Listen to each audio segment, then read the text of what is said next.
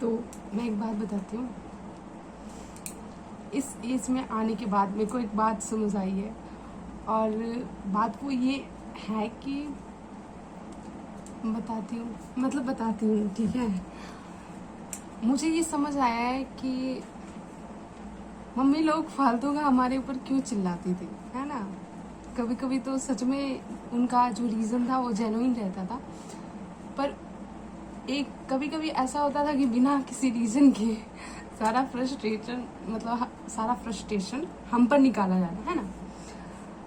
तो वो क्यों होता था मुझे अब समझ आ रहा है, क्योंकि जैसे हमारी एज बढ़ रही है तो अभी मैं बता रही हूँ कि पता नहीं कब हम खुश होते हैं पल में, मतलब बहुत खुशी होती है, मतलब बहुत हाई मैं फील करती हूँ। मैं अपना पर्सनल बता रही हूँ।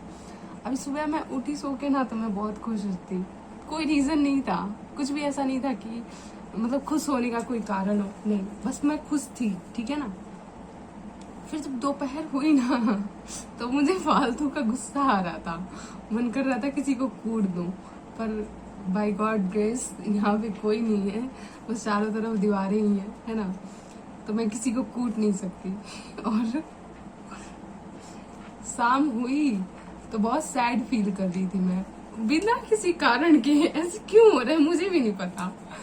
तो बहुत सैड फील कर रही थी कि एक था क्या हो गया ये वो, है ना। और फिर फ्रस्ट्रेशन भी हो रही थी, और अभी मैं फिर से खुश हूँ बिना किसी रीजन के। तो मुझे समझ आ रहा है कि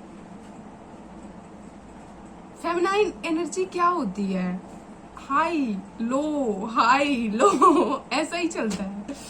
तो मतलब समझ आ रहा है कि मम्मी लोग का भी ऐसे ही उस टाइम पे चल रहा होगा।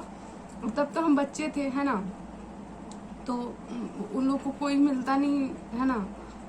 पापा भी नहीं मिलते बड़ी मुश्किल से कभी कभार मिल गए तो अलग बात है, ये तो पापा लोग बाहर ही रहते। तो वो अपना फ्रस्ट्रेशन निकाले किस पे, हम ही मिलते थे तो हम पर निकाल देती थी। अभी मैं बहुत खुश हूँ। अब मुझे नहीं पता कि मैं कब रोने वाली हूँ। हो सकता है रात के 10 बजे 12 बजे, फिर 10 बजे रोऊंगी, फिर 12 बजे खुश हो जाऊंगी। और ऐसे ही चलता है। हमारा रोना भी खुशी के लिए होता है, और हम रो के खुश हो जाती हैं कसम से। रोने के बाद इतने सुंदर दिखते हैं हम ना, कि फिर क्या बताऊं। फिर मतलब कुछ नहीं, रहने दो, खत्म करो, बाय बाय, ठीक है। पर बता रही हूँ ये रियलिटी है ऑलमोस्ट।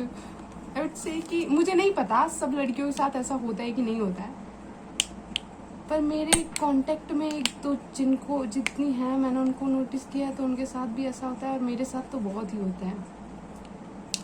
तो बस यही है कि अगर कोई लड़की कांटेक्ट में है तो थोड़ा संभल के रहो, ठीक है ना, क्योंकि वो कब खुश होगी, कब गुस्सा होगी, कब फ्रस्ट्रेट हो जाएगी पता नहीं है। होता है ना, जैसे जैसे धरती माता होती है ना, इनको कभी कभी भूकंप आता रहता है, जब मन होता है कुछ भी हो जाता है इनके साथ। वैसे ही हम लड़कियां भी हैं, हमारे भी मन में कभी कभी भूकंप आता है ना।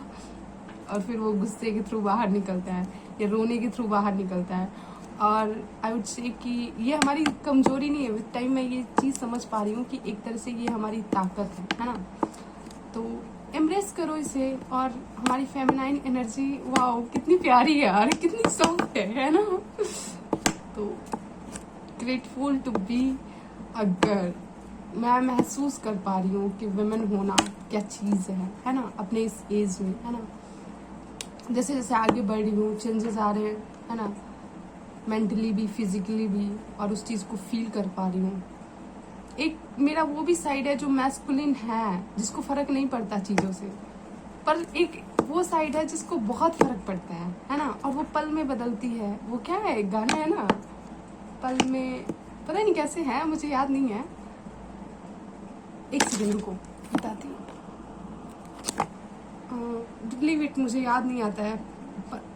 पल में पता नहीं क्या, फिर पल में पता नहीं क्या, न जाने कितने रूप बदलती है ना, ऐसा करके एक गाना है, तो वो सही लिखा गया है। मैं ये महसूस कर पा रही हूँ। Bye bye.